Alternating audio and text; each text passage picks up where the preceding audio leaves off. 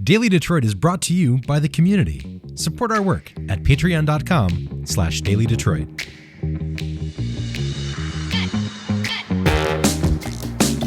Hello, friends, and welcome to your Daily Detroit. It is Tuesday, September 6th, 2022. We are back from a long Labor Day, and we are here in Detroit's North End. Across the table from me is Cheyenne Serini. So good to see you, Cheyenne. It's nice to see you too, Jared. Well, we've got a lot to talk about today. A few stories, but we're kind of going to go in deep a little bit with them. Yeah, exactly. Let's get to it. So first up in the news is that today Detroit City Council was debating the idea of adding more public grading to restaurants. Basically, many major cities have some sort of publicly facing health indicator, Right. I guess, right? Because there's ideas of, do you want to add letter grades? Do you want to do colors? There's various reasons to do it, ways to do it. Chicago does a pass-fail system, but some way so when diners walk up to restaurants, they can know what the situation is with that restaurant without having to dig way deep into the City of Detroit's website or something like that. It's nice and clear. This is being put up by Detroit City Council member Scott Benson, who has been an advocate for this for a while. Mm-hmm. The idea being is that this transparency would help diners make choices and also help with cleanliness of restaurants in the city. Obviously, there is pushback. There is pushback from a number of business organizations, including those representing restaurants, saying that this would be another regulation that would hurt them after the pandemic, that this isn't necessary, things like that. There's a couple different ways this could go. Right now, it seems like the talk is leaning towards a color grade system where you would have green for good, white if a reinspection is necessary, yellow if there are issues, and of course, red, shut down. Other cities do grades, A, B, C. It depends on where you're at. They went ahead and postponed discussion on this for another week because there was a lot of conversation in the council chamber. This is something that's been in the works for a while, Cheyenne. Yeah. What are your first thoughts? I am all for having consumer knowledge on whether or not health code things, cleanliness, making sure food is refrigerated correctly, making sure people have serve safe credentials, etc., is being complied with.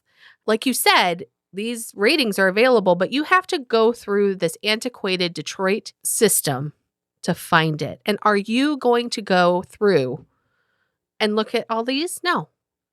So I am all for having publicly facing signs in restaurant windows. Do you think that this should be everywhere, not just Detroit? Oh, absolutely. I would even go and say, if you are making any prepared foods, I want to know how clean your kitchen is. When you say prepared foods, you'd want to see this even for like delis. I'd be happy with delis in stores, to be quite frank. Don't get me wrong. I understand all buildings and most restaurants, there are vermin issues. But I want to make sure that the businesses are taking an active role in making sure that they're taking care of these problems. I personally think if we want Detroit's dining scene to be taken seriously, we need to implement some form of this. Mm-hmm. I have concerns about making sure that there is a budget item for this. Some have argued we have enough inspectors. Some say we don't. There should be a dedicated amount of funding with this to make sure that this is followed up on properly so that there are always enough inspectors, not just as many inspectors as there are today. During the council hearings, there was a lot of pushback on that. Some say that, we have one inspector for 100 restaurants. That's good. I want to see that codified. I want to see some protections around that to make sure that this happens quickly and efficiently because there is business involved. And I did some research. And even in cities like Chicago, 1 in 5 restaurants fail their inspections. And I think to be treated seriously as somewhere for food, we need to do what other cities do that are treated seriously.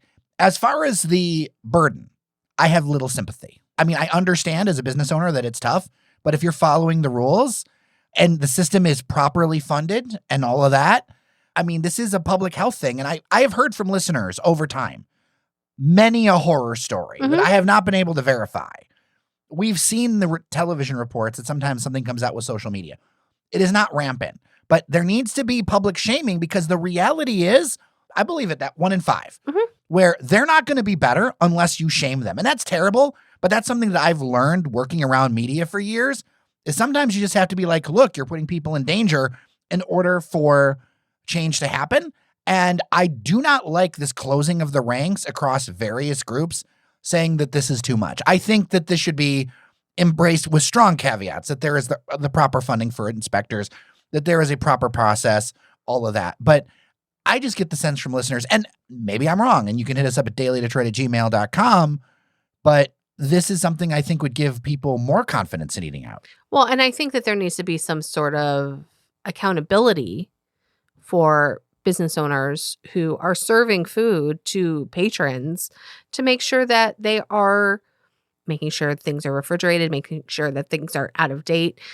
And I've worked in restaurants before, so I understand everything that it takes to do, but not everybody is as strict as I was when I was doing it. And so I want to make sure that when I go, I'm not walking into a restaurant and I see, like a baby roach crawling across my table where we just get up and leave. So are you leaning towards colors or grades? I see a benefit to both. I was reading up on why the grades in New York City are kind of criticized, where there's a lot of deviation between what an A is to what a B is to what a C is. And there's a lot of, variables between that. Well, and I get why Chicago does their pass-fail system. That makes it ultimately clear. Exactly. I'm okay with either or, honestly.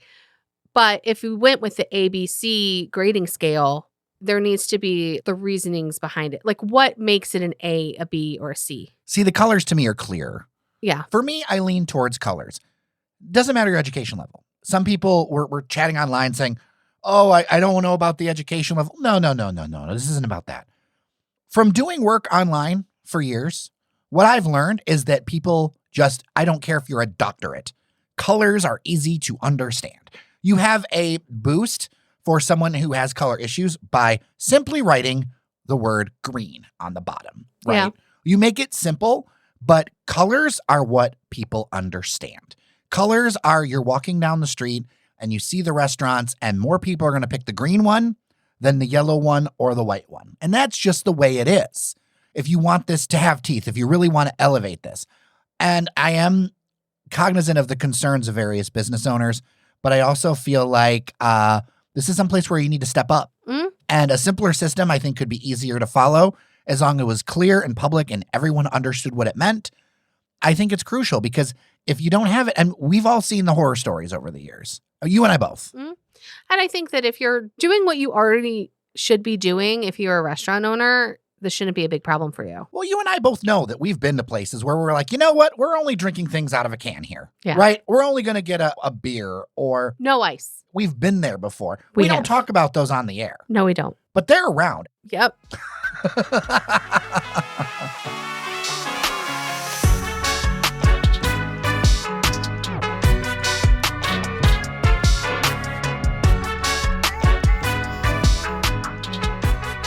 Let's get historic, Cheyenne. Ooh, let's do it. There's word that the Detroit Unity Bell that was restored by Carlos Nielbach of CAN or Can Art Handworks, that is now in Eastern Market.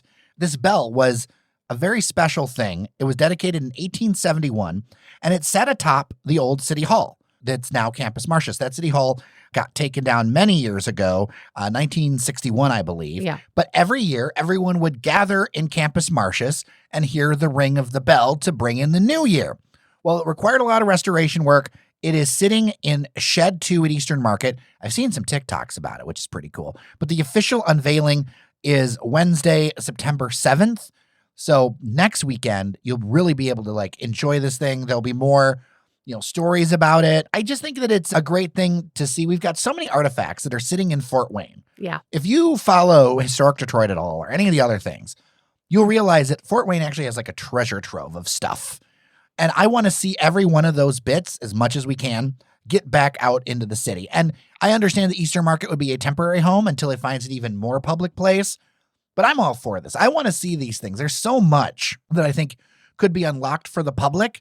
And I mean, come on, a Unity Bell, how cool is that? I saw one of the TikToks and it just is such a cool piece of Detroit history that I am so glad has been restored, because I do think that when buildings come down, when changes happen, there's a sense of loss. But then when they are found again and restored, kind of like the clock face of Michigan Central Station when that was returned and taken care of and renovated and everything. There was so much joy in that returning. What I'm excited about too is this is the first project of the Detroit Historic Recovery Authority.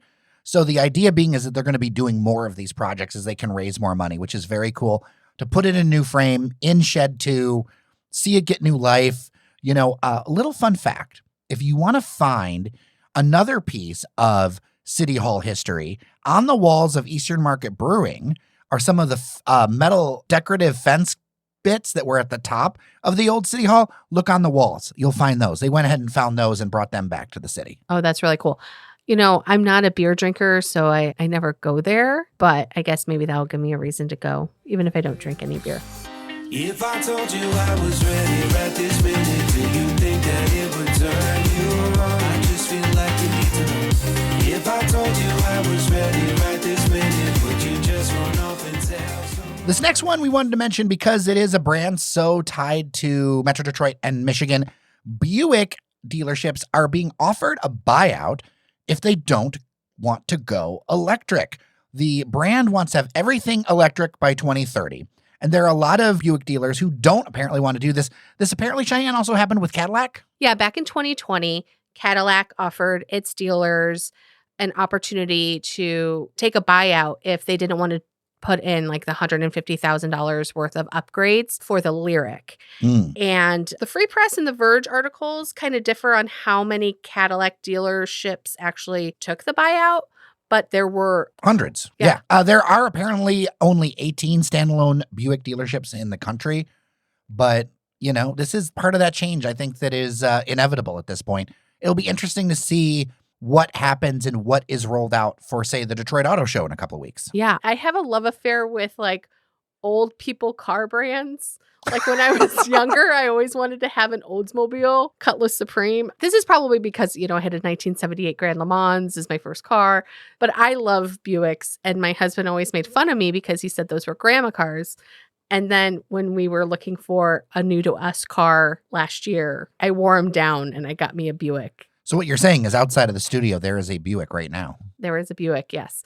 So I'm excited to see the new EV options. And you're eventually going to go EV, right? I would love to go EV Okay. eventually. I mean, we have a Chevy Cruze right now as well. And so I know that we've talked about like when the opportunity to trade that one in, I know he would love to have an EV. I feel like a lot of the pushback on EV is generational. I think so. I definitely feel that. People don't like change. They're afraid of new things. Well, I mean, anyone alive today, if you want to drive a gas car until you're dead, you'll be able to. Well, yeah. I mean, you don't have much longer.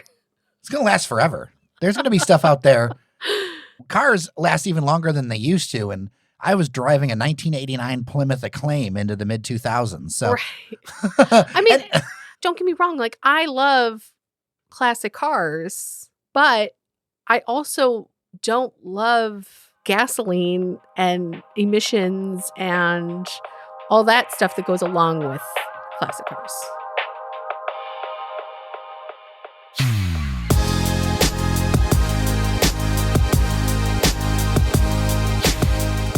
Well, that is it for today. Tomorrow, Fletcher Sharp will be back from hiatus and in the studio talking Detroit City FC and all related things. In fact, he's even a winner. I'll share what he won about tomorrow. With that, I'm Jared Stays. And I'm Cheyenne Noserini. Thank you so much for listening to Your Daily Detroit. Remember that you are somebody, and we'll see you around town.